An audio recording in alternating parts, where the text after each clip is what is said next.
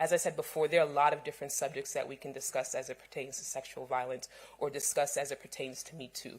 But for this evening, for this program, we're specifically talking about our PSA, we're talking about Black children, we're talking about the adultification of Black girls. Okay? If people feel good with that, can you say A? A. All right, I love that. I just made that up on the spot. Look at us. So with that being said, I want to invite up Tarana Burke, the founder of Me Too International and Chief Vision Officer.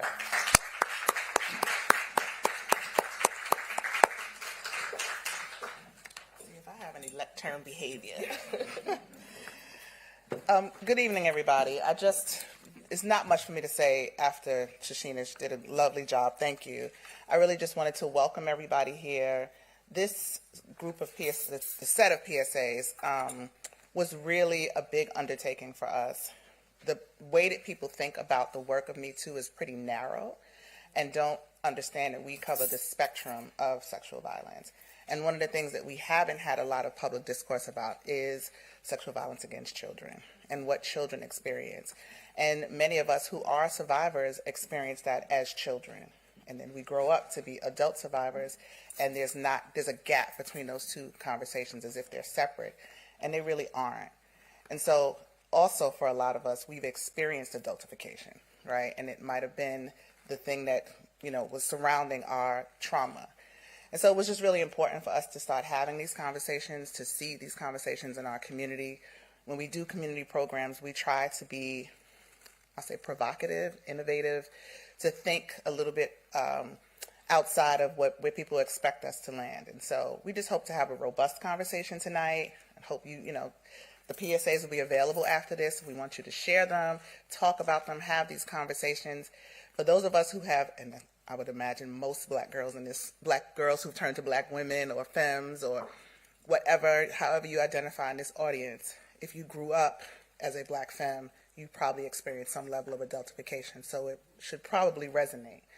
So anyway, I also want to thank James Claiborne, who's in the audience, and the Barnes for allowing us to host here. They've been very gracious, and James is a lovely friend. You thought I was going to say it, wasn't it? I'm not.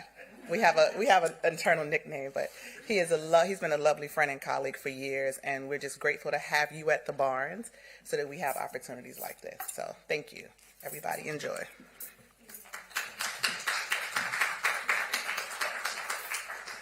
So we're going to do one last thing, and then I'm going to invite up the panelists. I'm going to test our first mic.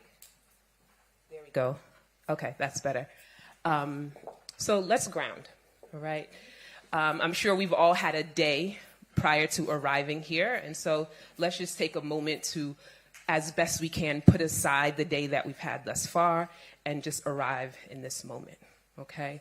So if you have anything that may be weighing you down, if you need to unloosen something, undo your top button, unless it's an aesthetic thing. Please do that. If you need to take off something, please do. If you maybe want to even sit up in your chair, maybe try to find a tall spine, whatever that looks like for your body. If your feet are near the floor or on the floor, see if you can ground them so you can feel the ball joints of your toes on the ground, your heels on the ground. Maybe even allow yourself just to lean back in the chair, right? We're always holding ourselves up in position, and this is a moment I want to invite you to really allow the chair to support you. So relax your shoulders into the chair, relax your arms, your hips, your buttocks, your thighs. Allow the ground beneath you to hold you up, allow the chair beneath you to hold you up, allow gravity to hold you down. And maybe bring some awareness to the breath. Noticing your natural rhythm of breathing, what it feels like on your inhale and on your exhale. I'm going to invite you to find an anchor.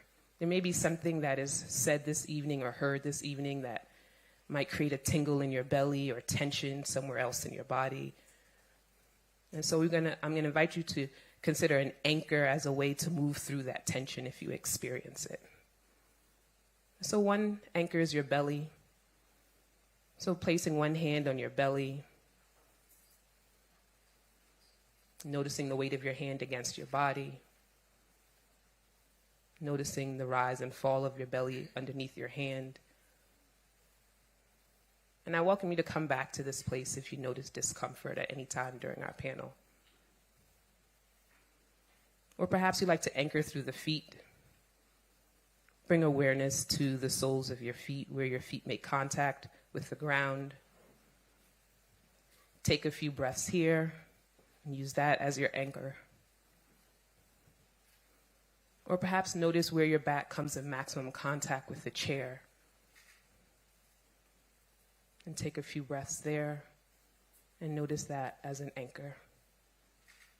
You can use one of these or all three, but take something with you as we move through this evening's conversation, using your inhales to ground and an exhale to support you in releasing tension.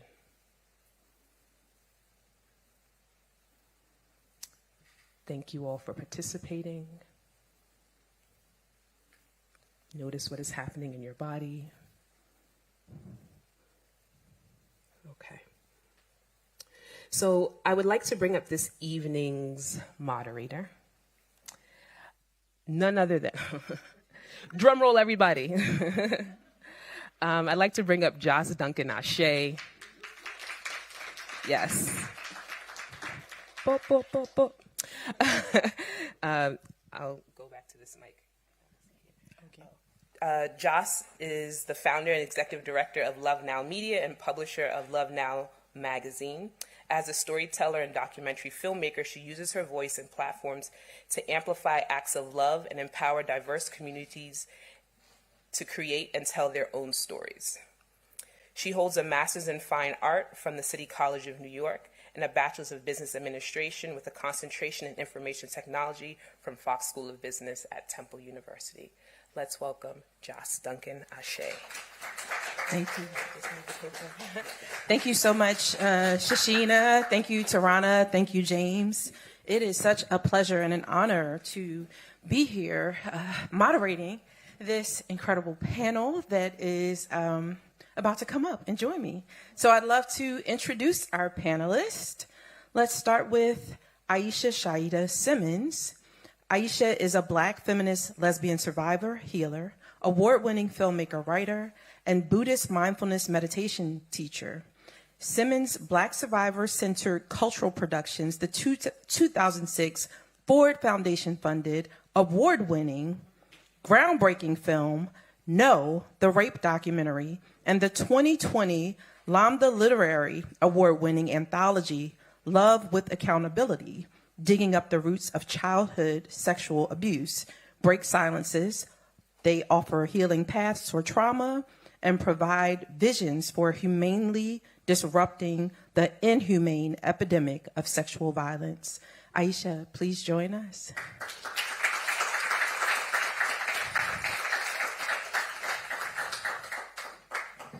Next, we have Chanel Dupree. Chanel is an award-winning screenwriter and director based in New York City.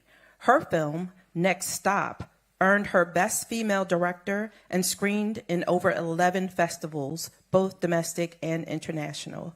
Next Stop is currently streaming on the New York Times rated streaming channel, No Budge.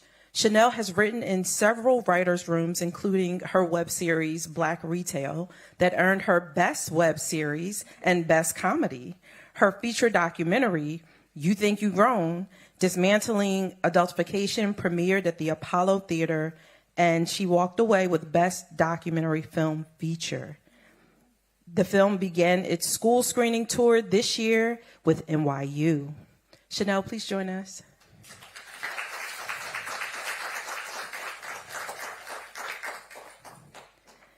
Next, we have Tashmika Tarak. Tashmika is a queer Black survivor activist who connects dope-ass people to liberatory ideas so we can all get free. Shout out to that. She helps communities imagine and build abolitionist futures by cultivating healthy relationships, practicing repair and addressing harm without relying on police, prisons, or other state institutions. She is the founder of the recently launched Alethea Coaching and Consulting, the co-host of the Propaganda Podcast, where listeners are invited to come for the pop culture, but stay for the abolition, the friendly neighborhood librarian for Lansing's Healing Justice Lending Library, and the creative mind behind Galaxy Guide, a transformative justice parenting portal where she offers resources to help parenting people explore transformative justice as a parenting strategy. Tajmika, please join us.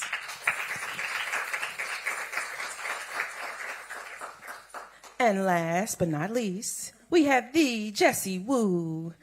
Jessie was born to Haitian parents in Montreal, Canada, grew up in Miami, Florida with her mother, and later relocated to New York. Now living in Atlanta, Georgia, Jessie is a viral comedic sensation on social media. I was blown when I went to follow her, and she had 1 million followers. Television and red carpet host, actress, content creator, and singer. She just hosted the 2025 BET Awards live pre-show.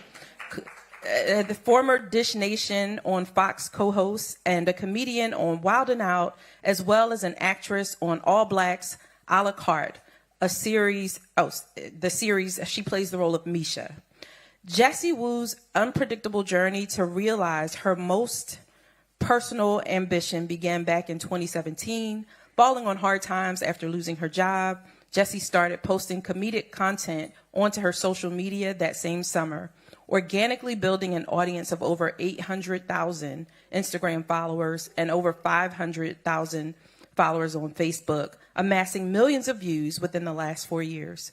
Jessie went from recording funny videos at home while being unemployed, relying on government assistance, to singer, artist, viral sensation, host, and entrepreneur. Jessie, do that.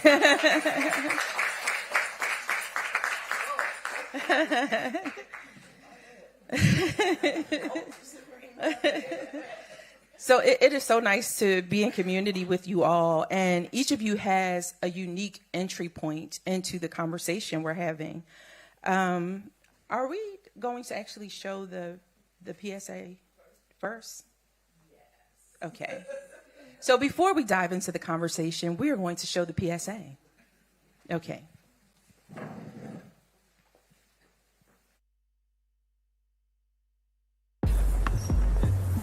Is that who I think it is?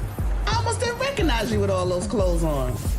You know, I wondered the same thing when I saw you the other day. Now, what happened to all your pretty dresses? I don't know. Now, I know I'm old, but this looks like more than just a fashion statement. You okay? Well, I wore a dress to my auntie's barbecue last Saturday, and everyone was staring at me, saying that I'm going to be a problem because of the way I look. One of my aunties said that I have to be careful not to wear certain things anymore. Something about bringing the wrong kind of attention to myself. Oh boy, here we go with the rules. You shouldn't wear that. Or don't dance like that. Or that type of music is for fast girls. Oh, and my favorite. When men or boys are around, you need to cover up. I remember being told to follow the rules right around your age. It definitely didn't stop adults from treating me like I was older than I was. What they should have told me is that it's the adult's job to follow those rules, not mine. Because the truth is, it doesn't matter what you wear, okay? Making children responsible for their own safety and for the behavior of adults is so wrong. Kids should get to be kids. Baby girl, next time someone tells you to change the way you are to make adults feel more comfortable, you tell them to come talk to me. Respectfully, that's the rule.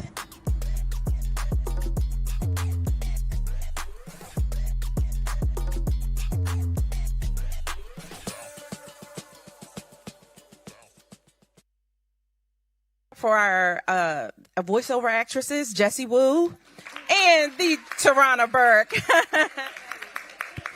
my mic going? Okay. So before we start, I want to say to the audience that it is my intention as the moderator of this conversation to evoke answers that help us all to see ourselves and for this to be a healing space.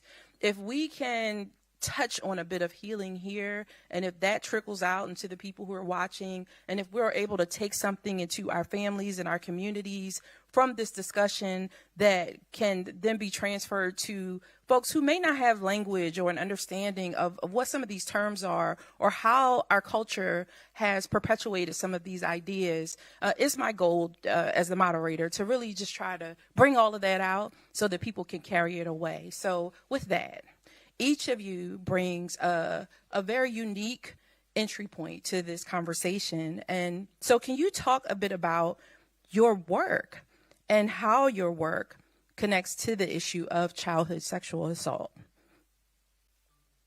and the adultification of Black girls? Hey, okay. So I started my work around 8 years ago. A few things were happening at the same time. So the petition, I don't know if you guys remember it, the petition begging for Blue Ivy's hair to be straightened happened back in that time. She was like 2 at the time.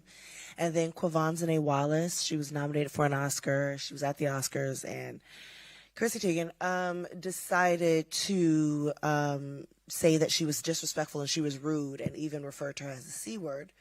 And I was 20 at the time. That was actually 11 years ago. So I was 20 at the time, and I remember feeling like, what is that? What is it about you seeing a child and you are just placing these like adult-like attributes onto them? And it was simply because she asked for her name to be pronounced correctly, and all the adults were coming over and just, whatever, girls, I'll call you whatever I want. And she was like, no, my name is this. And from that, she's called the C word, and she's just adultified in this way. And I was also in therapy at the time and learning how much childhood is important. And that started me on my research. Georgetown in 2016 came out with a research called Girlhood Interrupted. It's like 26 pages, and I read through it, and I was going to write a narrative movie about it, but something made me want to go back and into the psyche of how this all began for us. So that's how I got into this space. Tajmika? Is this, hello? Okay. So I am a survivor of childhood sexual abuse, and so I'm not sure that there's ever been a time that this wasn't in some format my work. And so it started as me counseling my friends who were disclosing to me randomly as a child, and then I started doing work that quickly it became very real to me that no matter what kind of work I involved myself in, sexual violence was going to be a component. So whether I was working to provide AIDS orphans in rural Uganda with education, I was actively supporting them in getting safer, because if they had school, if they had a uniform, if they had food, they were safer from sexual violence. If I was working on anti-genocide work in Sudan, as a community organizer, I was raising money so that the UN could walk with women trying to collect firewood so they wouldn't be raped. And then eventually I started my own organization and started to really recognize what we're talking about in this PSA, which is we often tell children, if something happens to you, tell somebody, ask for help. But we rarely say to adults, you are responsible for creating the kind of relationship that allows for children to come to you when something terrible has happened, regardless of what it is. And so it became very clear that sexual violence is actually not a problem of making sure that children have resources. It's actually a problem of adults, and that adults don't do the work that they're supposed to do, whether it's healing, relationship building, accountability, to actually show up for kids in the way that makes it safe enough for them to be able to ask for what they need. Thank you so much, Tajmika. Aisha? Thank you. I am also a survivor of childhood sexual abuse, and so it's been a part of my life for a long time, for over 4 decades. But interestingly enough, when I entered the work around addressing sexual violence, specifically in Black communities, I didn't deal with childhood sexual abuse up front. I didn't, it was something acknowledged, and I would say, oh, I'm an incest survivor, but I never went into it.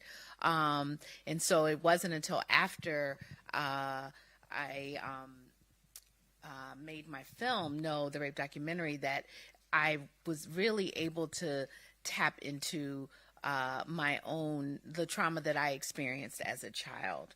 Could always talk about what happened to me in college in terms of sexual assault, but never could talk about what was going on, what happened to me as a child.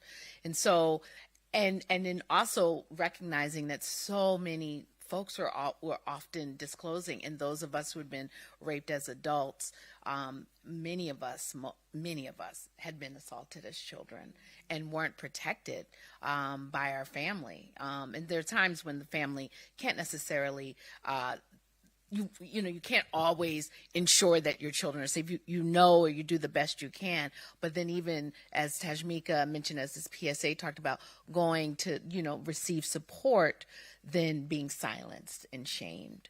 So that led me to my anthology, Love with Accountability, Digging Up the Roots of Child Sexual Abuse, really inviting diasporic Black people who are survivors to write about their experiences, and also, in addition to sharing about their experiences, writing about envisioning how we can end this, how can we disrupt it. And so that's really has been my work since 1994. In terms of sexual violence, doing specifically childhood sexual abuse was later, but just really being committed. And I should also say Tajmika is one of the contributors to the anthology.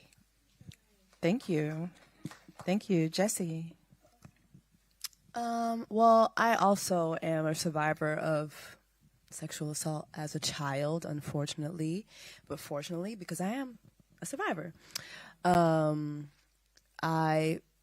I think my work in this space began when I met Tarana. I was on Love and Hip Hop. It was 2018. Don't ask me how I ended up on there.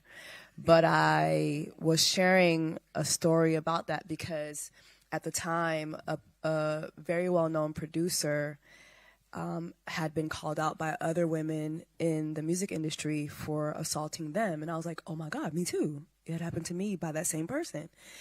And it kind of just like woke up what happened to me as a child. And so I've just been vocal about that ever since. It was documented on the show. And, I unfortunately, as a survivor, you kind of get assaulted again when you share your story and people have certain reactions to it. Like, it's one thing when so many of us have experienced that our family members did not protect us. I remember as a kid when I was assaulted when I was 9, the next morning I spoke up then and I said, hey, this person did this to me, and I wasn't believed. But then, even as a 9-year-old, I remembered, wait a minute, this person assaulted me when I was 4. Like, I started having like those flashbacks, and I was like, oh no. And then come to find out it was an older cousin, and he had been doing it to all the cousins. But that when people don't believe you, it's another assault. When the public don't, we see what's going on right now with different trials and, different people who are getting swept up, thank God. But I think for me, my work is not only just talking about my experiences, but also just letting people know, Tarana said it best with this, me too, you're not alone, and just encouraging survivors that it's not our place to be ashamed. I am not ashamed of what has happened to me. I'm actually ashamed for the way folks treat survivors. And I think that the more we all speak about this, the more we can change, the atmosphere so that future survivors don't have to live in the shadows of what happened to them. So that's my voice in all of that. Thank you so much. Thank you. Yes, So I really love this PSA, and I love the title, The Rules, because when you think about rules, it makes you feel like it's something that needs to be learned. It's something that needs to be adhered to. And in some cases, the rules are something that need to be followed in order for people to survive in a household or in a community or in a culture. And so I want to invite all of the panelists, but all of the audience to just take a moment and think about your family and think about your community were there any rules that you felt you were supposed to uphold or abide by that adultified children? And so I want to ask all of the panelists if you could speak to that in your family, in your community. How were there rules that adultified Black girls? I mean, yeah, I'm Haitian, and there are so many rules just to exist as a Haitian woman. Everything is your fault. It's a very misogynistic culture, and just even from when I was a child, it was, don't dress like this, or, don't speak this way, or, that creepy uncle or that creepy cousin that comes in that you don't want to hug, you don't want to greet. But as a kid, you're required to hug everyone. Even that family friend that's going to hug you a little longer. If you don't abide by that, then you're disrespectful. You're not respecting your elders. And so, yeah, I mean, those rules alone, it made you walk into a room already guilty for something you're not even responsible for. Like, I'm just a kid. You know what I mean? Like, I'm just a girl. Why do I have to, like, diminish myself when I'm coming in here just so my uncle doesn't rape me? Like, it's just ridiculous. So, yeah, I think that as a child, definitely. And then you don't even realize it, but as you grow older, you take that with you. Because even as a woman, you're told, oh, well, you had that skirt on and it was showing a little butt cheek and that's why you got raped. Like, literally, like, so those things carry on from when you're a child to when you're an adult. And so, yeah, like, those were the rules. Don't dress like this. Don't talk like this. You being too grown. It's just like, and as a girl, you just don't get to just be a girl. So. I think overall I was taught that, like, having boundaries and agency was me being rude, me being mean. Like, to piggyback on what you said, if you don't want to hug someone that doesn't want to hug you, don't be rude, don't be mean. I just don't want to hug you right now. I just don't feel like doing that, and that should be okay. I remember the whole, like, don't dance like that. And I remember thinking, like, what is like that? Because, when you're young, you just got your knees and your hips. You don't know what you're doing. You're just kind of doing this. And it's just like, don't dance like that. Do you see who's here? And I'm like, family. Right. So family is dangerous. And I should keep myself safe from them. I remember, I always say that there's, like, a turn, like, every girl or, femme-presenting person, they've experienced this when they grow up, that, like, things that you were normally doing just as just a regular child quickly turned sexual. I remember the day when eating a lollipop in public was no longer safe. And it was from men who watched me grow up. They would, oh, look at Chanel, she's so cute. The moment I was, like, 11, it was all of a sudden this sexual thing. And I'm confused about that. And I'm going home to my parents and they're just like, well, ignore them, take the other route. Instead of having me process what that means for me and that this is not my fault. You're telling me I should just go hide. And I understand having an exit strategy, but not telling me that this is wrong, this is what they're doing to you, and you don't deserve this. I think that definitely would have helped. I remember my mom was very touchy, unfortunately, which is something that I was uncovering at the same time during therapy. And that definitely then grew and manifested into me being in a relationship where there was rape as well. And it's beautiful what you said, what we learn as kids, that you can be touched as much as you want and you can't say anything about it. Even if you don't want to be touched, it's going to happen to you no matter what. And I think that I just learned to just accept and be quiet and kind of close your eyes until the trauma passes. But then you learn that the trauma doesn't pass, it just buries. So, yeah. Thank you, Chanel. Thank you. Thank you both for sharing.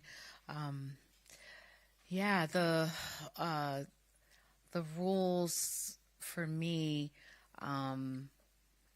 basically, I was raised to speak out against injustice or anything happening, raised a very activist family, but yet the rules were like, as long as it's the injustices could only be external.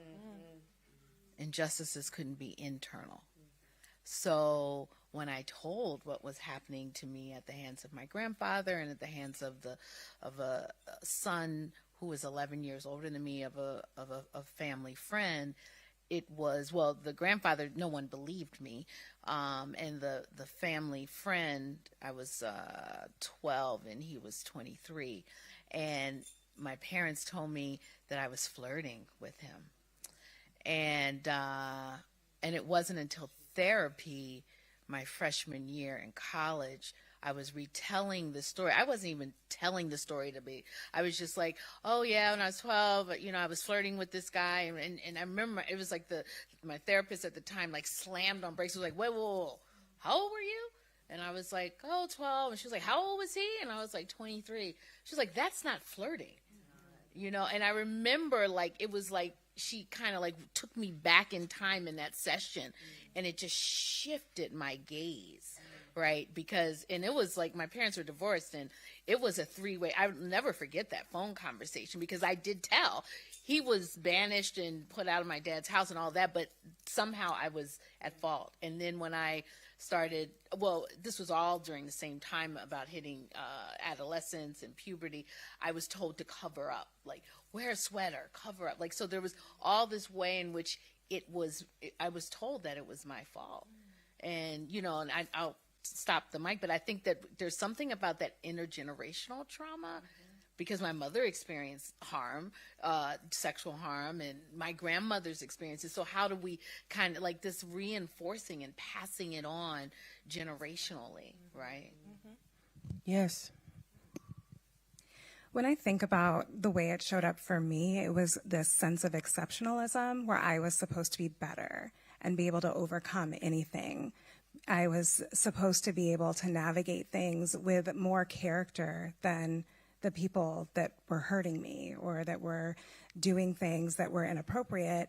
And I also think about how heavy it feels. Even when I was preparing for tonight, I was reading some of the research, reminding myself, and I just felt this sense I wanted to shake off hands.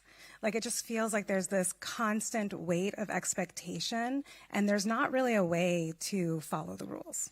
Right? There's not really a way to actually do things that actually make us safe.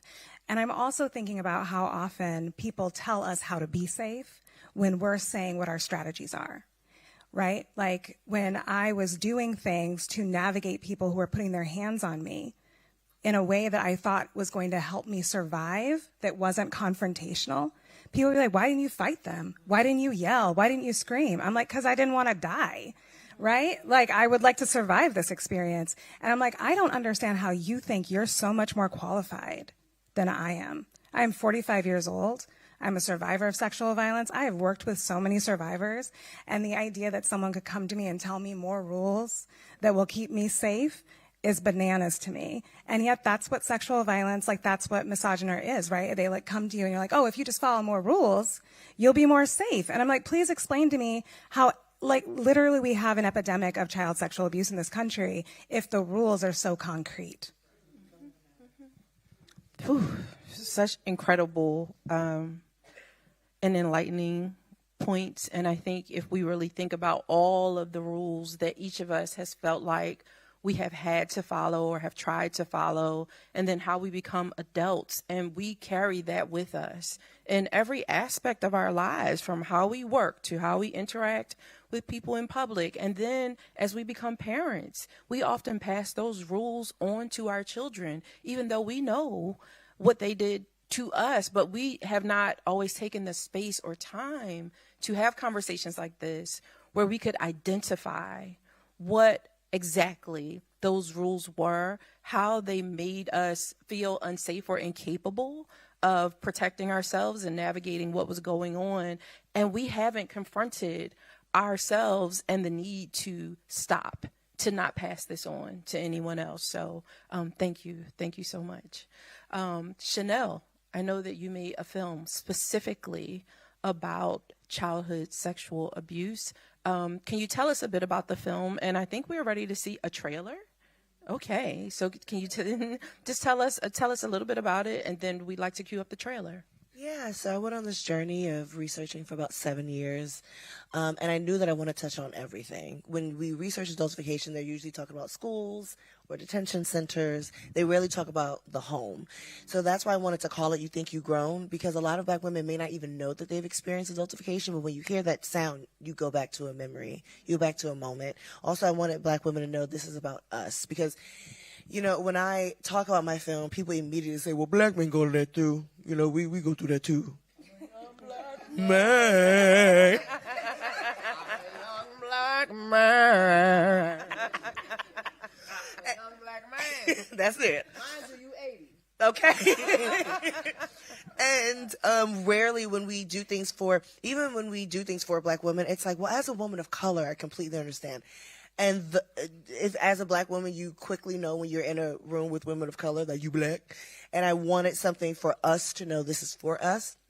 And through that research, I wanted to go all the way back to how it started, from you looking at a Black girl and thinking that she's adult. And then also how it kind of disables our transition into our womanhood, because how are we supposed to have agency and stand up for ourselves and do the whole Black girl magic thing if we were not given any of that agency when we were adults? So we go through, like, from the beginnings of slavery all the way till now, how it affects us in the media, how looking at these memes of us also affects how we feel and how children feel, and what sexual violence. I had a therapist who specializes in sexual trauma therapy speak to what that does to your psyche when you've already grown up in a house where you're learning that your body is just a playground for everyone to just distort. And that's the full totality of the film, just kind of tracking and defining how we got here and what we can do to dismantle it. Thank you. Thank you. So let's watch the trailer. So of course, this documentary is entitled You Think You Grown, a phrase us Black girls have heard from the beginning of time. When you hear that phrase, what is the first thing that comes to mind?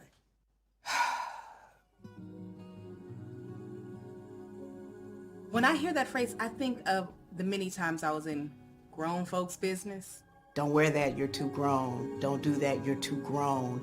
Pretty much anytime you're doing anything outside of what people believe a child should be doing.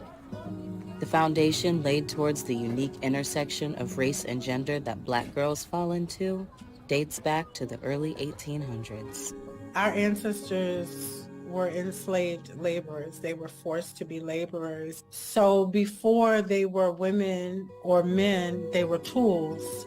The effect of generations of institutional racism has created this collective psychology around Black children that makes them criminalized and considered as adults.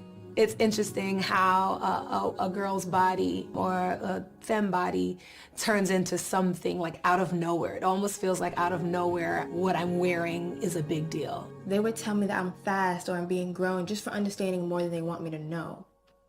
I've been told so many times that the way that I dress or the way that I talk or the way that I behave is as if I'm trying to get like men's attention or men's validation, when really I was just wearing clothes, I was just talking, I was just existing. What follows them into adulthood is the insecurity of how I look versus who I am and how I feel.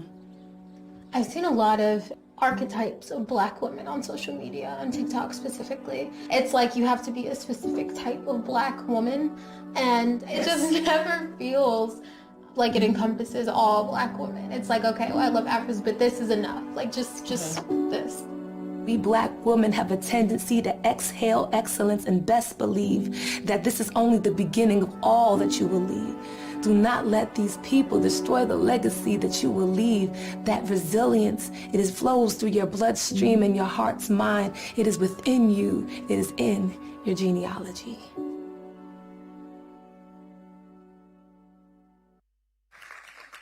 Thank you. Thank you so much for that offering. And I agree. When you hear, you think you're grown, you know, that really, it hits home. And it makes me wonder, like, what is it in our culture, in our families, in our homes that makes adults want to make Black girls grow up? Like, why is it so unsafe to be childlike? To have that freedom. There's one young lady that's coming to my mind. I was saying I don't know if I want to say her name, because it's kind of all over the internet right now. But that little girl that's doing the boots on the ground. Oh, I love that baby. And someone has called like the DHS on the mother because she dances well. She's super talented, and they felt like she was being, I guess, over getting too much attention. And I don't know the whole situation, but I know that when I see her, there's just so much joy in her being a 4-year-old girl who can really dance.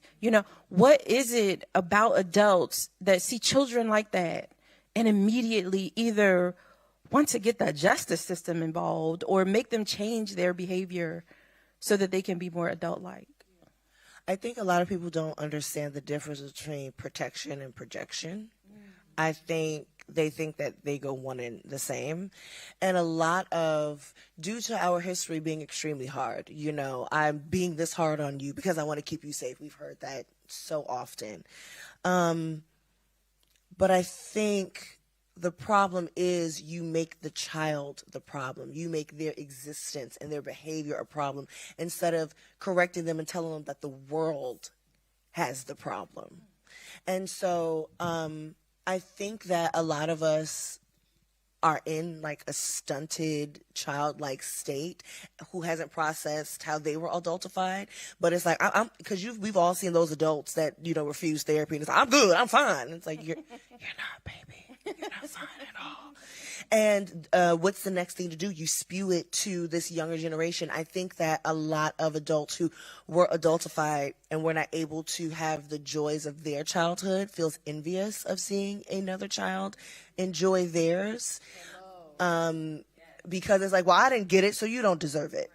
And we shouldn't walk in that mentality in that whole area. That envy can then turn into a knife when we are experiencing our children. And then also, like, we have to all deal with our own feelings and internalized misogynoir. If you are looking at a young child merely just dancing or just enjoying life, having their shoulders out in the middle of 95-degree weather, and you think of something sexual, I think a lot of adults don't pull back, pause, and say, why do I think that? Why? It's hot. This baby has short sleeves on. How is that sexual? And then turn it on. Maybe I should not have adults that think sexual about children around my child. Because then, like, we already naturally have to maneuver abusers in our day-to-day, but to have to do it in the household is what it prepares us to do it. It prepares us to say, this is a world full of snakes, and I am for their appetite. And so that's how I should maneuver through the world. Let's have Jesse speak to this as well. Yeah. I was going to add to what you said, because I think that's such a great example. The young girl's name is Miss Shirley. And while I do think everything you said is valid, but also I do think that sometimes parents have ways of adultifying their children too. Calling a 4-year-old Miss Shirley, and then having older men get to pay to come take pictures with her. I think sometimes, now we're dealing with social media. And I remember when I was a kid, it was John Bonet, right? John Bonet, we saw how John Bonet was adultified. She was a white girl. But now with TikTok, you see so many more John Bonets and you don't even realize it, because now there's this pressure from parents who want to turn their child into a celebrity immediately. That's true. And so, Miss Shirley, I remember she recently went on the Jennifer Hudson show and she did the boots on the ground. It was cute. But then there was a camera angle when the camera went right up her butt, and that was shown. And so yes, she's being a child, but it's the responsibility of the adult. It goes back to, I can't remember who was saying it, but the rules should be for the adults. I don't care how many boots she got on the ground. We don't need to be zooming in on, you know what I mean? Like, or we should not be allowing men to come and interact with children a certain way. It goes back to even something that we were saying, which was like that uncle that you are required to hug longer when you know you don't want to hug that person. You know, for all we know, Miss Shirley don't got no agency. She's a 4-year-old. So she's just out here boots on the ground, and she's doing what she does, not understanding what's happening, like, as far as the adults around her. So I think it all goes back to us as adults. Would I call CPS? No. But it's us as adults being able to talk to the other adult and say, hey, let's do better by that baby, or hey, let's not allow these things to surround the children. I think, like, we just fail kids every day. Like, I just see it so much. And as a kid that I feel like I was failed when I was, sexually assaulted, I see it so much on social media. And we need to communicate the rules, like Tarana said, in the PSA. We need to communicate the rules to adults. We need to normalize adults being responsible for the sexual assault of children, period. So Thank you. Thank you so much. One of the things I appreciate about the culture of the team with Me Too, I experienced this with 3 people as I came in the door. When people walked up to me, they smiled and then they said, "Can I hug you?" And that is a culture of consent. And I truly believe that that is one of the answers to beginning to dismantle rape culture. And so I would like to really talk about the tradition of rape culture. And let's define it. Is there anyone, well, it's hard to ask this, the definitions are literally right there, but is there anyone who does not know what rape culture is? Okay, so we have one person. So, I mean, the definitions are there. I have a summarized version here. Rape culture is a set of attitudes, beliefs, and practices that normalize and excuse sexual violence and deny people agency over their bodies. Rape culture spreads through media, language, and glamorizes violence by reinforcing gender inequity and victim blaming.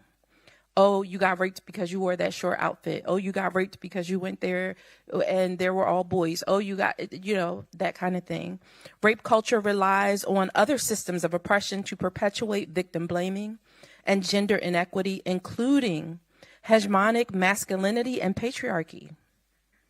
So I truly believe in the same ways that patriarchy and white supremacy push to have cultures assimilate by removing diversity, erasing history, and suppressing cultural expression, rape culture attempts to force femmes and gender nonconforming people to assimilate to the culture by vilifying anything perceived as deviant, whether it's a sassiness in one's attitude, the way someone expresses their gender, or the way one's body is developing.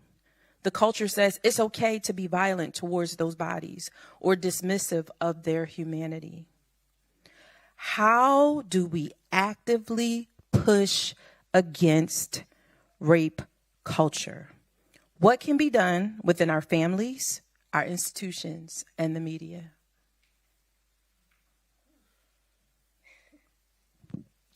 Well, I think you already named it. I think what y'all were talking about is we have to take responsibility for what's happening in our homes. Most of the times that people are going to experience child sexual abuse is going to be in the family home. These conversations start in the family home, and I think we spend a lot of time in the public talking generally to the public, and we're like, hey, stop it. And it's like, actually, you need to go home. And you need to navigate what is happening with your child and your extended family. And that is harder. I will acknowledge I also don't like to try to tell my parents what to do. They don't listen very well. But it is actually my job. These are my children. And that means it's actually my responsibility and nobody else's, which is part of the reason why we introduced the family policing system, because we don't want to be responsible for one another, because we don't want to be the one who taps the neighbor on the shoulder and says, hey, that's not okay, do better by that baby, because it's something that we have not learned to flex that muscle. We're too busy giving that responsibility and those consequences so comfortably to everyone else.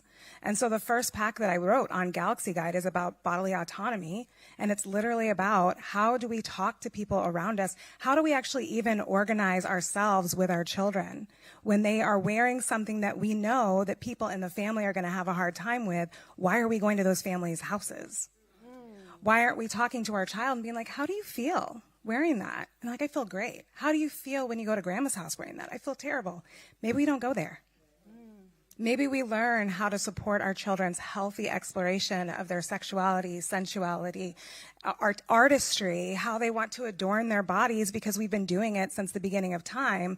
But instead of doing that, we restrict, and we do what we do in the United States. We try to control, we try to police, we try to make it the child's responsibility. And that results in our kids being hurt.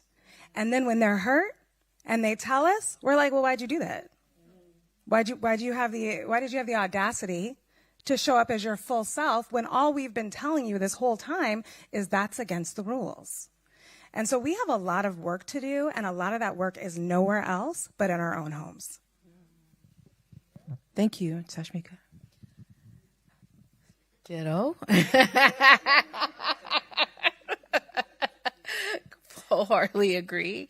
And I think we need to talk about a term of family supremacy, that we talk about white supremacy, we talk about male supremacy, and we have to talk about family supremacy in ways in which we are taught to protect the family at all costs, all the time. And then I believe that then that grows to, then that's why we protect entertainers, because they become extension, or we protect the pastor or the imam, or, we're protecting all these things, because it's like we're taught the family institution is the first institution that we're taught to protect, and by any means necessary. And so I think that plays a role in allowing rape culture to occur. I can remember, now it sounds crazy, but I remember getting hickeys from family members, male family members as a kid. And it was like, oh, it's so cute. He was sucking on your cheek for so long, and now, and it's just like, what was that about? You know what I'm saying? As a kid, I didn't know, but now, and then at the same time, when I was a teenager and got hickeys consensually, I was in trouble. You know what I'm saying? Right. So it's just this, so that's what I'm saying about the family. Like, so it's all of that. I also think in terms of adultification, that so often that we need, and I'm using need in quotations, our children, like if we're working double shifts or all, like we need them to be grown or act grown, or if they're the firstborn. So then it reverberates in all these ways in which how we rely on children on the one hand to be grown, and on the other hand, they're silenced and don't have any agency whatsoever. Thank you, Aisha. I'm all about kind of going into the psyche and figuring out why do you think that way. I think that first, families need to stop thinking of rape as something that is a result of desire, and more so to control. Because then you wouldn't be saying, oh, why are you wearing that? You're going to attract this. Why are you wearing that? Nobody should look at what I am wearing, what I'm doing, how I'm moving, and think that they should attack me. No one in this family that is grown should be looking at a child. It's all about desire, and people not seeing them as abusers as it is. That's why you are the provoker. I think the nasty, ugly truth that a lot of families don't want to admit is that they, in some ways, see rape as a rite of passage. Because back in slavery, unfortunately, can we just pause? I just want to invite everyone to take a breath on that. Because that is so real. And I think it will play into the next PSA also that you all revealed in August, especially with young men. But yes, please continue. But I just wanted to acknowledge the gasp in the room because people really felt that. Mm-hmm. like in my film, we explore how mothers would prepare their daughters mentally for what was going to happen to them with slave masters, in whatever ways that they could, because how could you prepare somebody for something like that? And I think that mentality has continued on, because everybody knows, no matter how much they don't want to admit it, the world is very, very hard for us. So I think they feel like if you can get through that, okay, now you're prepared for the world. I truly do think, I think that it's a rite of passage for boys in a different way, where they feel like, okay, now you're a man and now you can enter the dating scene. For us, it's like, okay, now you know the cruelness of the world. Now you can maneuver better. Now you can stand stronger, because also we're told we have to persevere through the worst type of storm. And I think if we can go into our minds and really dissect all of those things, I think that is going to be the beginning of us stopping the spewing to our Black girls. Thank you. I think that one of the things that can, help us fight rape culture is just consent. And I think it's like, as a child, I didn't know that I had consent. I didn't know what consent was. I didn't know what the concept of consent was. And there are so many times when I look back as, when I was a child, or even moments when I was, a young girl pursuing a musical career, and it's like I was coerced. I was placed in situations where I was made to feel that if I didn't do certain things, that I wasn't going to get to the next place. And, for the most part, I always walked away. But there was one incident that happened where, unfortunately, I was backed into a corner. I couldn't walk away, but consent is something that a lot of children don't understand that they have the right to have. And then I feel a lot of boys are never taught what consent is. Even today, I'm like, certain conversations that are happening, I'm like, so when you're detailing this event to me, you don't understand that this woman didn't give you consent to do that? You don't understand that she said no? Like, we need more fathers in the home. And we need fathers in the home that understand the word consent, what that is, and how to teach their boys. This is how you get consent. The moment a girl even insinuates no, that's rape. Period. She might not have the verbiage. She might feel so much pressure in the moment. But sometimes even your body language, the way you're tensing up, that is a no. And I think a lot of men and other women don't realize, the word consent. And then I think that another thing about rape culture too is a lot of people feel that they are owed something in certain moments. And that's something, again, that I think that everyone needs to be educated on, whether you're a young girl, a young boy, or, a woman. Again, I'm just looking at the news and I'm like, you 35, you ain't understand that you could say no, right? I think that a lot of people feel that when they're in certain rooms, well, we're in the room. Right. So and it's like, no. We can be in the room. We could be about to do certain things. If your breath stink, we not doing this. Right. Period. Right. You know what I mean? And so I feel like, the consent is not there. Am I the only one who's had? The consent is not there. Don't leave me. Don't lie to me. Don't lie to me. I've been there. Okay. I'm a human being. Yeah, 5 minutes ago, this was going to go down. But then, you weren't zestfully clean. Yeah. So, hello. But yeah, so I feel like those are two concepts that I feel like we really need to educate folks on. When I look back at my schooling and I think about sex ed, yes, they taught you, this goes here and this feels like this. But nobody sat down and taught us kids, us 11-year-olds, us 12-year-olds who were, in the hallways in between periods, tongue kissing each other and touching each other. Nobody taught us that this is what consent is. So yeah, I feel like that's something that needs to be taught more. Thank you. And I think Can I just add a real quick thing? This Yeah, of course. brought to mind a story in my family, or something I have seen in my family, and I just want to offer up too that there is this thing, right, of our intergenerational trauma where the women in my family knew that men were unsafe, but they didn't have power to stop it. And so part of the rules came from a powerlessness. And it wasn't even this idea that no one's thinking about rape culture. They're just thinking about don't let the men bathe the children. And that's where the rules came from. And so it's not just a transition of like, this is bad, don't do that anymore. It's like, it's a moment of like, no, we actually do have power, a different sense of power than our elders did.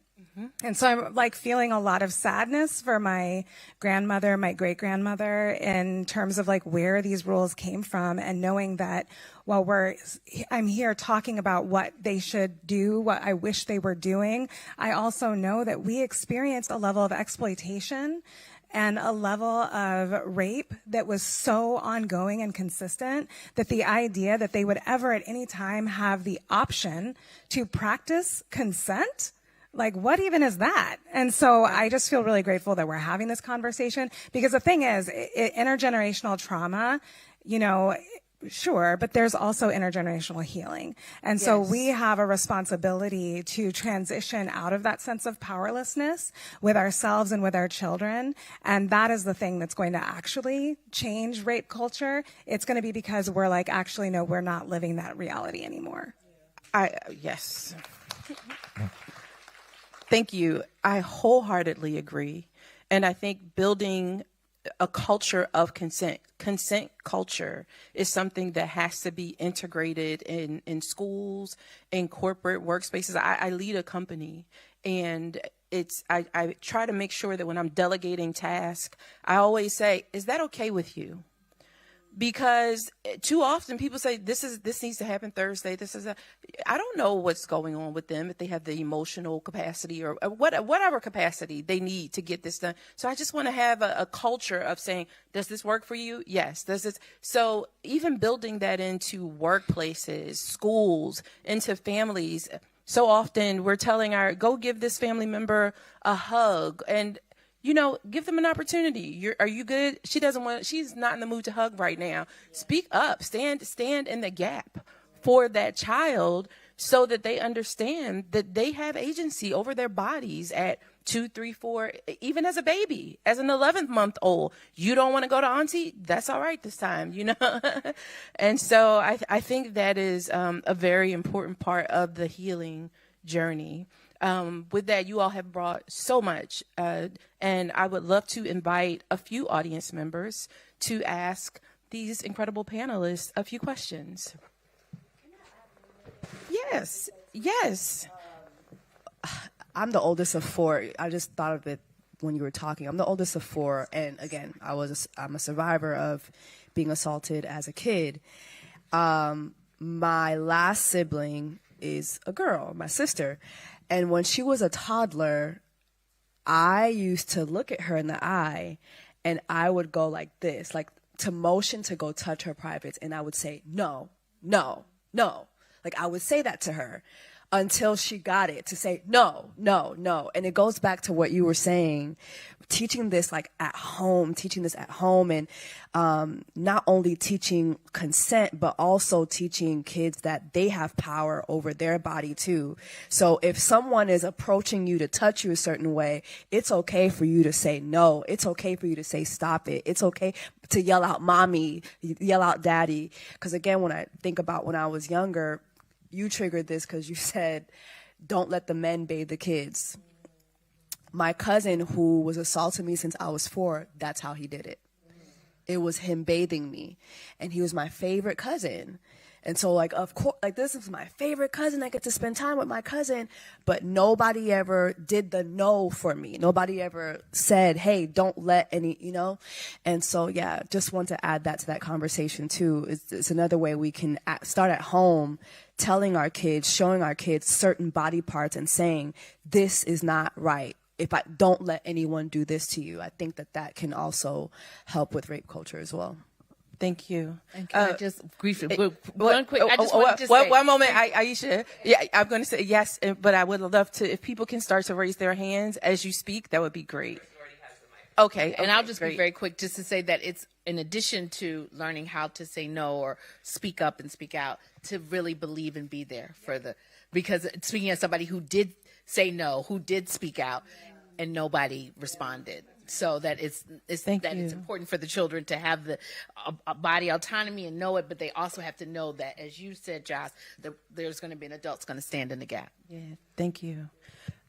Question? Thank you, ladies and femmes, for sharing today. My name is Soraya Nicole, and my question for you guys today is, what are your self-care practices to keep you or young Black girls and femmes in the right mindset, in the right balance of life with this adultification? Thank you so much. Thank you. Does anyone want to answer that? One or two people? I really want to encourage anybody who is a survivor who finds themselves moving towards this work to remember that your story is not a commodity. It is not something that people just get to ask you for whenever they want to. You are not a show pony. You don't have to monetize your experience. Even if you choose to share your story one time, you never have to say it again if you don't want to. I rarely tell my story anymore. I tell people I'm a survivor, but not everybody is trustworthy enough to hold my story. And I realized early on that people were going to freeze me in time. The first time someone read an article, it was the first article that actually was put out about me. I remember that same week I went to the grocery store, and I always think about this because I was picking out avocados. And this white woman walked up to me and was just like, "Oh my God, I just read your story in the Lansing State Journal." And I'm just like, I'm just trying to get fucking avocados, lady. Like, I'm not here for this at all. Like, I don't have my PowerPoint. Like, you know what I mean? Like, this is not what we're doing here. But there's something about Black women that already people think they own us. How many times have you been treated like staff? Just because you happen to be in a facility where staff exist. Right. So I didn't know that, though, and I started telling my story when I was a teenager. And so I was lucky that I was a teenager before there was Instagram. I thank God every day that is the truth. But a lot of people are not going to get that experience. And a lot of people are going to be very vulnerable, and they're going to share things that are intensely personal, and they will never be allowed to forget that. And so I just want to really encourage folks to take ownership of yourself and your story, and don't let people walk all over that. Like, draw that line in the sand and let that sand be concrete. And then you make a life for yourself that is full of joy, that is not centered around your trauma. And it's okay, and I don't want anybody to feel bad. Like, listen, look at me. I'm up on a stage talking about trauma, so like, let's be honest. But I don't mean to say that having a life where you are doing advocacy is a problem. What I am saying, though, is it is very easy for the world to make that your story, and they do not allow you to have anything else. And so people would be very surprised to see me in my garden covered in dog hair, you know what I mean? Like, braless, shoeless, like living my life, because my whole life is not trauma. My whole life is growing joy and cultivating the healing that I want in my own family. And so I know self-care is like a thing where like bubble baths and like walks and whatever. And I'm like, that's great. What's more important, though, is that you maintain your selfhood. Beautiful. Thank you so much. One of the things that I've been doing since 2002 is meditating, going on meditation retreats, and I've been in therapy since 92 when I was 23. So the meditation and therapy, and I've actually pivoted. While I always will be survivor centered, I'm pivoting after like 30 something years of doing this work to really leading with mindfulness, meditation, and healing, because I think it's important to do the advocacy work, but I realized that I was burned out telling my story all the time over and over again. So it's just, for me, it's like, how can I offer support, healing guidance, for survivors without leading in the way in which I have led. And that's for me through meditation. Thank you. Anyone else? Very similarly, I go see that lady. Every week I pay that lady to talk to her. My therapist has literally saved my life. Just uncovering so much. And it's so crazy that the adultification and sexual violence that we've experienced, it'll come up in little things. Like the way I won't be able to approach a conversation in business, it'll be because I was silenced because I was a kid. So it's like therapy is so big for me. Also meditating because it grounds me. And my therapist does implement meditation in session because, anxiety from trauma, it will make you feel like you're still in that body or still in that mind. So it helps ground me and remember where I am. But definitely therapy, definitely journaling. I have a beautiful village around me. So me and my friends are very open and talk about our experiences and how we want to be better. And I think community and that lady, definitely. That lady. You have anything? I take naps.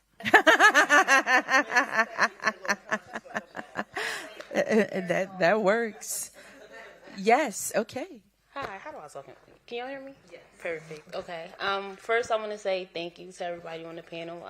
This has been very eye-opening for me. My name is Maya. I have a 7-year-old daughter, and she's the reason why I am here. The sexual trauma in my family is intergenerational. And so while I was sitting here listening to you guys have the conversation, what I was really thinking about is how do I balance allowing my daughter to be a child. Like, I do allow her to be a child, but I also know that, like, the world is what it is. And so I don't want to adultify her, but I also don't want to let her walk out into the world and be naive. So, like, how do I find that balance? Of course you can, Tarana. I'm sorry. Hey, y'all. I'm just chomping at the bit. I just wanted to share something that when I talk to parents, what I tell them all the time is you have to parent with vigilance and not fear. Mm-hmm. So it is, and it's sort of like a formula. I have a child as well, and I was very vigilant about where they went, who was around them, who I allowed to be in their space, but I didn't have a lot of fear. I did have fear, actually. To be truthful, I did have fear. I didn't want to transfer that fear to my child. And so I had to manage my own fears while trying to, be vigilant about everything that was going on in their life, but not allow them to be fearful. And as a result, they grow up freer and happier and with more joy and more access to that. And I let it be my job to be vigilant around. I remember my child used to be scared to go through basketball court. They're a survivor, which is public information. I'm not disclosing for them, but they used to be scared to go through basketball courts or anywhere where groups of men were gathered. And we had to work through that very carefully. I wanted to honor and respect the fact that they had trepidation around that, and I knew where it came from, but I didn't want them to grow up and be scared of black men. Mm-hmm. So we had to, I just worked with that. I was really vigilant about who specifically, the men that I had in their life and, the experiences they had. I worked on my fears, and I made sure that I tried to swallow theirs. So I just wanted to offer that. Wow. I just and wanna, I think I think I just want to say something, and I want to make sure that I'm being very, very clear because it's very easy for this to be misconstrued. But my goal has always been, because we live in a world where sexual violence, even sexual harassment, right, catcalling, grooming, just inappropriate behavior by men is so casual in our culture, right? And nobody intervenes. right, in those moments. And I shouldn't say nobody, but so often, right? And so for me, it became about asking my children good questions about what's happening in their world versus constantly trying to make it their responsibility to be the one who sees the thing that is a problem. It's actually not necessarily my child's responsibility to know that something is sexually violent. But like, for example, when my kids were little and they were going on sleepovers, I would say, so what was the night like? Where did you sleep? Right? Like, you know that no one's allowed in your sleeping bag, right? So like questions I was asking to my child, just like Pixar movies will have adult jokes in it and the adults will giggle and the kids are like, I don't know what we're laughing at. So a lot of my questions were things that maybe me and my partner understand that these questions are very much about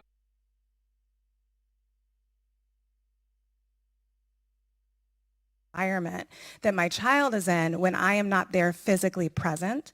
And the same for the adults, right? Like when I'm dropping my kid off, I have boundaries and I'm communicating to the adults. My child is not responsible for creating the boundaries that keep them safe. The adults are responsible for that. So my beef, my questions, all of that is for the adults in the room. Whether it's a coach or a teacher or a cousin or a family member, it's actually my responsibility to do that. And as my kids get older, just like a Pixar movie, they start to hear the joke, right? They start to know what I'm asking. They start to be able to identify because in age-appropriate ways, I can then have that conversation with them when it feels like the right time to do that, when it feels like it's the right time for them to understand what I'm looking for and why I'm asking. And then the last thing is really the first thing that I said. My job is, I have never prayed for my children to be safe, but I have always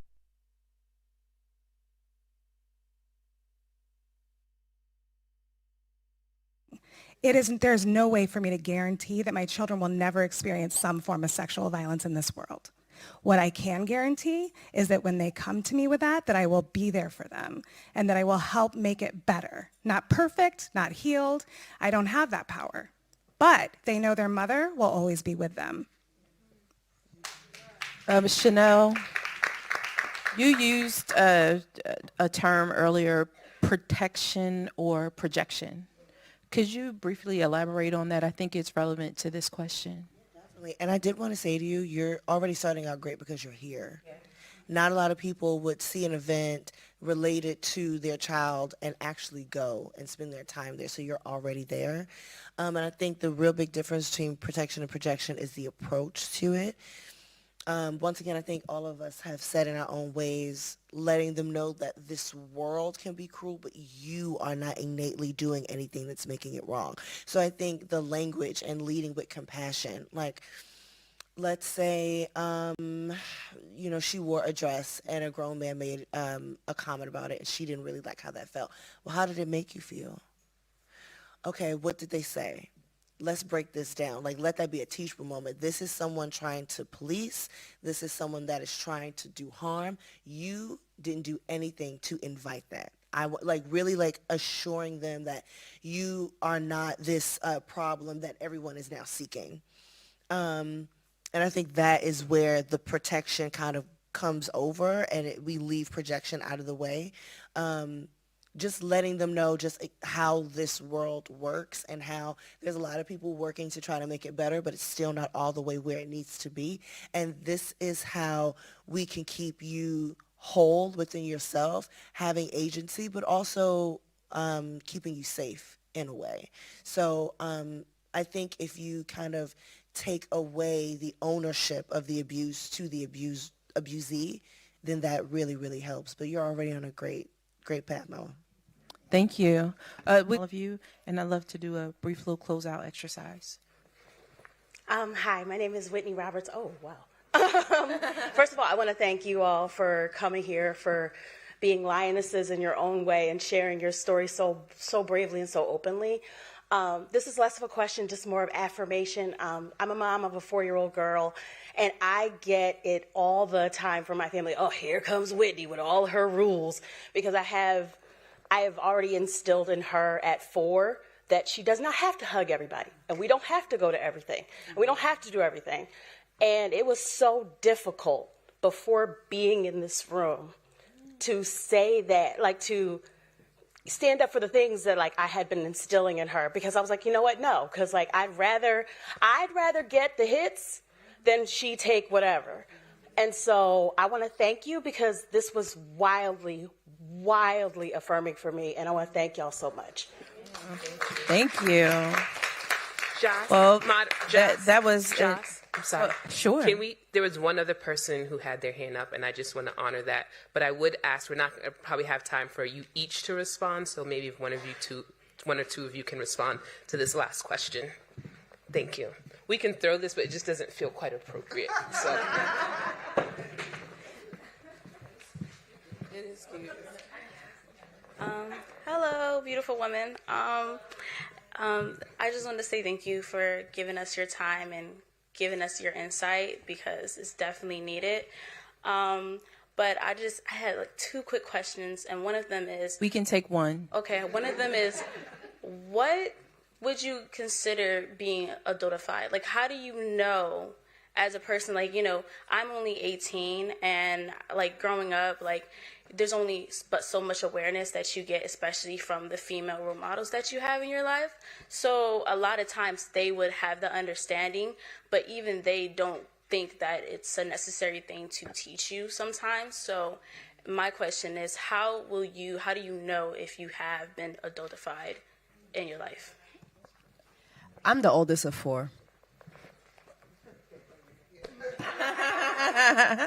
Like, literally, I'm the oldest of 4. And I saw one young lady who was in your PSA who was like, she said that, I'm paraphrasing, but she said she would get shunned for knowing too much, knowing the things that she knew that she probably wasn't supposed to be taught, you know. And I feel like as the oldest of 4, I was a mom before I asked to be a mother. I was a caretaker before I was asked if I wanted to be that. So I lost a lot of consent very, very early, which is why too earlier I was talking about just consent. And I know we're talking about sexual assault, but just the concept of consent, I think, especially as Black girls, as Black women, is something that often we just really do not get to have. And a lot of times it happens with that firstborn daughter. Yeah, you definitely were adultified, whether you realize it or not. If you look back and you just look at your childhood, you were responsible for a lot of things very early. And I think that actually combines adultification with parentification. So, yes. Does one more person want to answer that? I would just say very simply that there are things that your children are not developmentally ready to carry. And we don't think about that a lot when we're asking our children to do things. So I know that sounds like a very science, but it is. Like, our children, when they are 4, have a different capacity to carry things than when they're 8 and 9, than when they're 12 and 13. And so really just becoming knowledgeable about what children have capacity for. Because I think sometimes we don't think about that. It's just whatever happened when we were young. So like, well, I was doing that by the time I was 9. Well, okay, sure. Context was different, and that is not actually they should not be developmentally responsible for navigating that situation. And so when I am talking to a parent who is concerned that something is going on with their kid, honestly, one of the hardest things for parents is when their kids start masturbating. And I have to say to them, this is a natural part of healthy sexuality. Here's how you know where that is. And I have to slide a paper across the table to them that's like, this is what healthy sexuality looks like over time. And so similarly, this is what it's okay to give your child this responsibility, just like chore charts. We know when a child is 4 and 5, they're going to need more reminders, easier chores than when they're 12 and 13. So we do have to take an approach that is really based in evidence and science and understanding children's development. And there are lots of parenting tools that can support that online, for sure. Thank you. Thank you so much. Yeah. Yes. Do you want a microphone? Okay.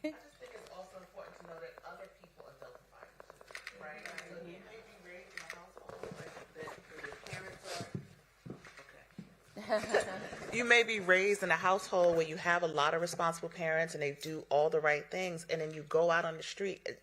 What I see, when I think about adultification of young black girls, I think about our developing bodies. I had a little butt, you know, when I was 9 or 10 years old, and I remember the distinct difference of how grown men interacted with me. That's another form of adultifying, like making you into a grown person when you're not. Like the way that people interact with you, particularly of the opposite sex, interact with you and treat you, not allowing you to have a healthy sexuality or to develop naturally, not allowing you to explore your sexuality, but making that something bad and making you feel bad, and them putting it, in layman's terms, putting their nastiness on you. Mm-hmm. That is another way that particularly black girls get adultified so early. You have breasts, you have hips, you have a butt, and all of a sudden you're the problem. And that is a huge issue, particularly, you know, in our communities, right?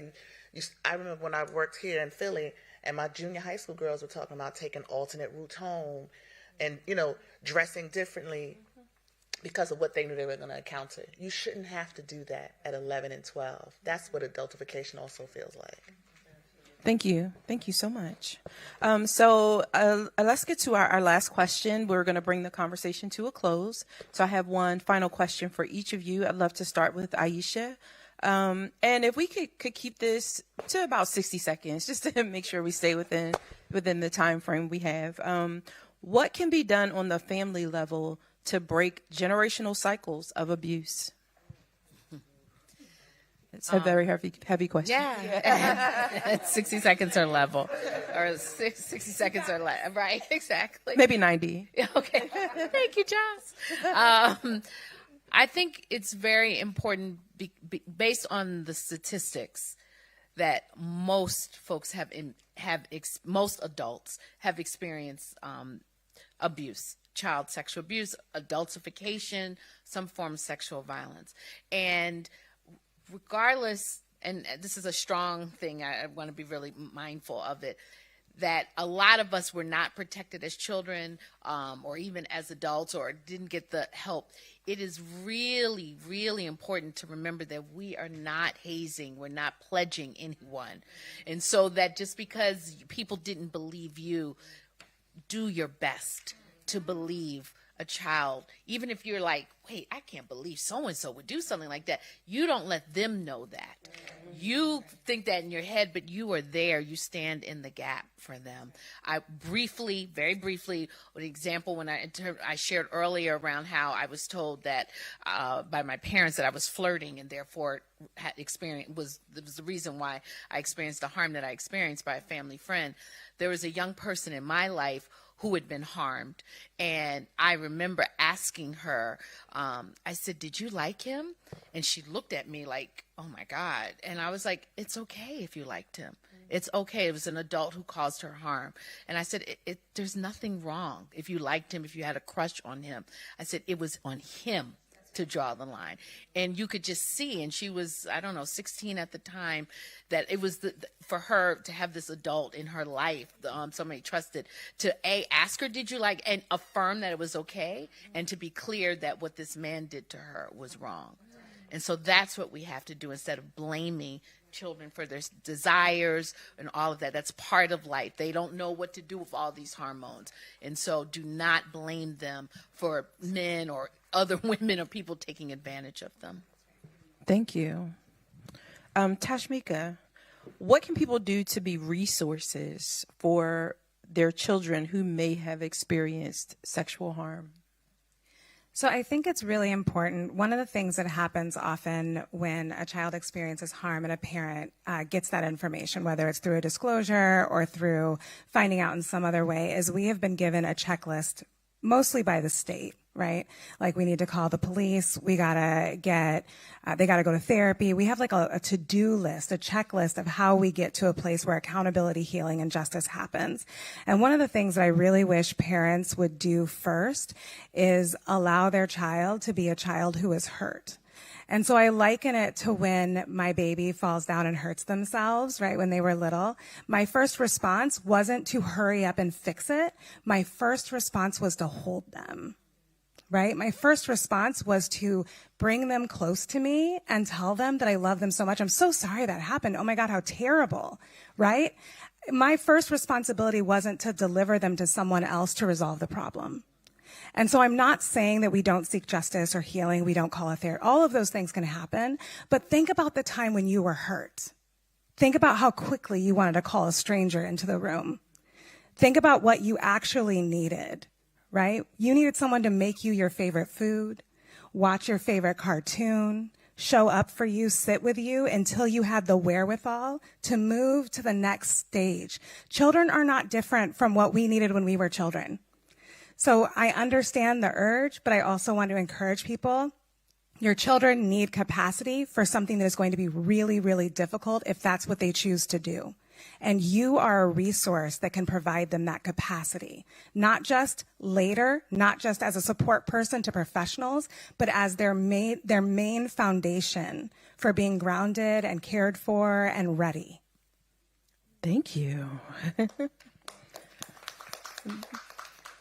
Chanel, what is your message for young Black girls and teens who are experiencing adultification? Be loud about it. Be loud with your no's and why it's a no and that boundary. Young people have always been like the first to get in front of something and learn something and help us unlearn. So I think being extremely loud about that and standing affirmed in that, I think go towards who validates you and not in that I'm insecure and I'm looking for someone to pour into me in that way, but look for the community, look for the people that is also going to mirror to you that I see you and your boundaries matter and they're okay. And it doesn't mean you have an attitude and it doesn't mean you're rude. It doesn't mean any of those things. Like really surround yourself with like-minded people as well as yourself, but be so freaking loud about your no and about your boundaries and call it out. You're adultifying me. Okay. You know how like everyone like uses narcissists because they know what that word is in gaslighting now? I think we need to put like adultifying under gaslighting. You're adultifying me right now. And gaslighting me at the same time. And gaslighting me about the adultification. Absolutely. You narcissist. Okay. Hello. You gaslighting narcissist. You adultifying me. You think I'm grown, damn it, I'm about to be grown in a minute with these words. Okay? Like, just be firm in that because that firmness is going to take you on to being an adult that can also walk into that firmness. So I think surround yourself with community and be firm with whoever is trying to hold you back. Thank you. Thank you so much. And Jesse, how can the media contribute to reshaping the narrative of grown Black girls? How much time do we have? Jeez. 90 seconds. Oh my gosh. I mean, the media is just so disgusting to Black girls. You know, that's such a loaded question. And, you know, nowadays the media includes blogs, it includes YouTubers, it includes the comment section. So it's like, that's such a loaded question and there's so many solutions. It takes us all. You know, when we see a blog site, you know, posting about a Black girl a certain way, like I saw recently, you know, Diddy's daughters were getting ready for their high school prom and the comment sections were so crazy and it was coming from a lot of us, you know, and it's like, well, what you expect them to do? They wasn't getting the baby oil. They wasn't doing that. That was their dad. And so I think just a lot of us think that every comment section is the shade room, and it's not. Like, we really need to be kinder to each other, and we need to have more empathy, and we need to have more understanding, have more grace, have more respect. And yeah, it's so loaded. I think for me, I just don't interact with certain pages, certain comment sections, certain voices online that, you know, exist to destroy Black girls, you know, and I think that if we all contributed to that, the media would be better. You know, Black female rage sells. The disrespect of Black women sells. Like, it is clickbait, it's rage bait, it's great for engagement farming. And I think that if we all just took a step back and didn't engage, at the very least, I think that that would send a loud message to the media, which is like, yeah, this ain't it. Yeah. Thank you. So sorry. There's people that have pages pretending to be a black woman that spew that hate. Like, it'll be a whole white man behind the page. Or a bot.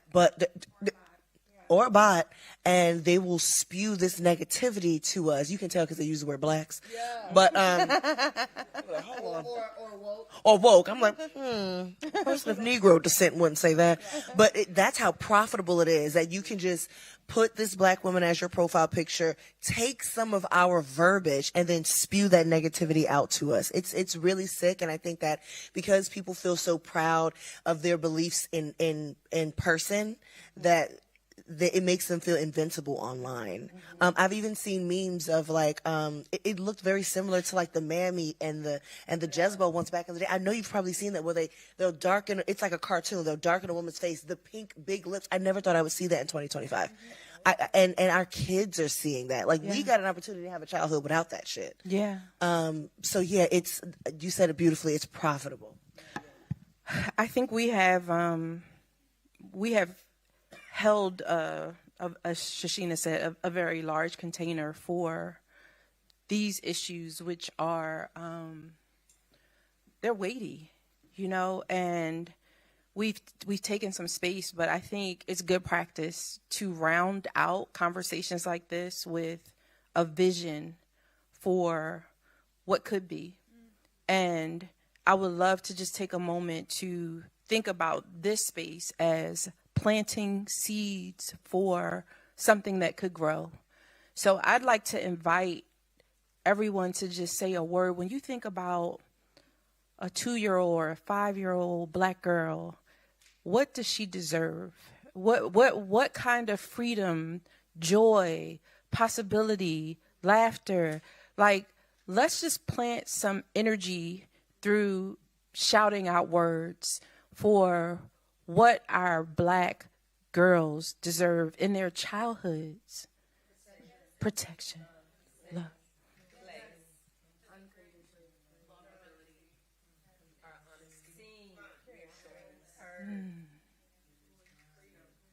Trusting adults.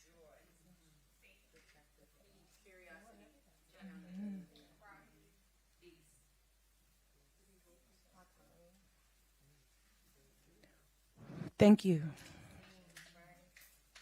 You want to keep going? Keep going. Keep going. Yes. Beauty. Thank you so much. And let's give it, I want to thank all of our wonderful panelists.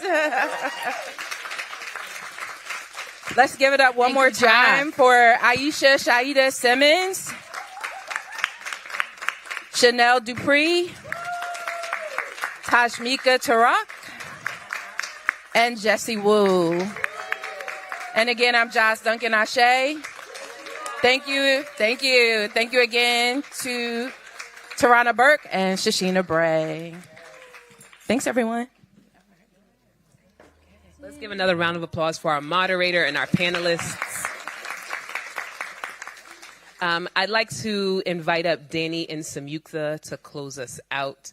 I'm going to ask our panelists just sit pretty. We would like to get a collective picture with you all towards the end. Thank you. Whichever one you prefer. I don't want to be in the Hi, y'all. My name is Danny Ayers. I'm CEO at Me Too International. And I know we're a little bit behind time, so I'm going to be really quick. And I was sitting there. There are so many gems. There are so many amazing things that were shared. I'm so glad that we're streaming this, and I'm so glad we're going to have this conversation to continue to share and think through and talk through. And, Me Too, we do a lot of work, and we know that the work of interrupting and ending sexual violence is multifaceted, and it takes many different things, and it's going to take many different people, but we felt really clear that this conversation was so important to pull out and have. Creating this PSA was so important for us, and you all really honored the conversation in a deep and meaningful way, and I'm so grateful to each of you for doing that for us. I would say that leaving this conversation, what I'm thinking about and what I feel is really important for us to do as we move into the world. First of all, we use a lot of words with a lot of syllables in them. And we do that in movement space, right? And I would say, you know, to really explore those terms, look online what they mean. You know, we put up the definition of rape culture, really explore what that means. We talked about consent culture, adultification, right? These are all terms that have a wide berth, and to dive into them and really think about them if you're curious about them as you leave this space. I also encourage, like, these are kitchen table conversations. These are conversations to have with friends, to have with your family. Bring this into the world. What you heard tonight, what you're thinking about, what's sitting in your gut, bring that into the world. Be brave in having the conversation. Part of the reason sexual violence remains prevalent is because of the shame around it. And we have to push through that and really work through what we're seeing in our communities in a really brave and powerful way. I love that what you said, Chanel, about getting loud. I think that's a really important way that we have to move through this. Also, that, you know, as parents, the job is on the adults in the room to create the rules about what it means to allow children to be children and design the experiences that they have to the best of your ability. I just want to say thank you again to the panelists. I'm going to stop there so we can begin to wrap up and pass to Samyuktha, who is also on our team. Thank you. Thank you, Danny. Thank you all so much. My name is Samyuktha. I am program manager at Me Too. I want to echo thank yous. I have many thank yous that I will share shortly, but before I move, I just want to name that at Me Too, we really center healing in action. And so this has been such a full and deep and wide conversation that I am so grateful that we were able to have. And I want to make sure that folks have some tools to support your own healing and the healing of the communities that you're going back to, whether that's your homes or the people that you work with, young people in your communities. And so 2 resources that I'll highlight are Survivor Sanctuary, which you'll see the QR code in a moment.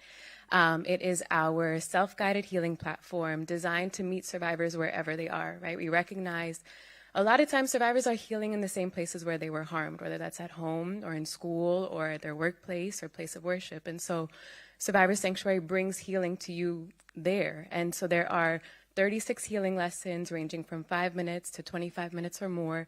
There's opportunities to dance, to journal, to do affirmation practices. Whatever ways you might want to engage with your healing, there is something for you on there. So I highly, highly recommend you check it out. You find what works for you and add that to your toolkit to support you and again, to support the other people that you're in community with.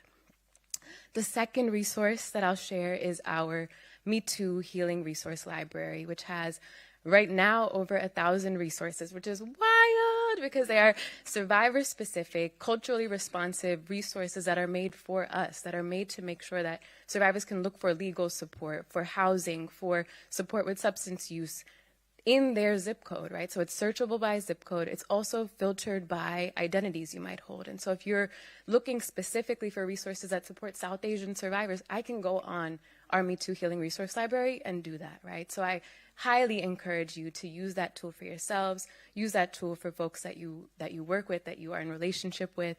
And now I would like to begin my thank yous very briefly, but definitely would recommend please checking out those resources, and they're both here on this slideshow behind me.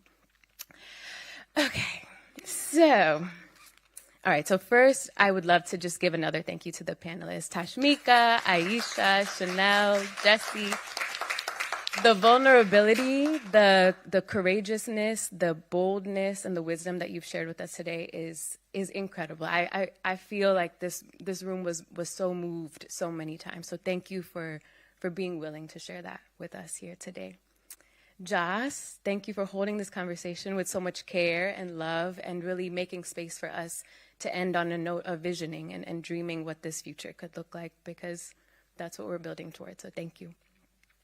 I would love to thank the Barnes Foundation team. Thank you so much to James.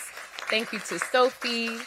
Thank you to Steven back there in the booth. Thank you to Anthony, Rob, Eric, all of the folks who have made the behind the scenes of today go so smoothly. I really, really appreciate you all.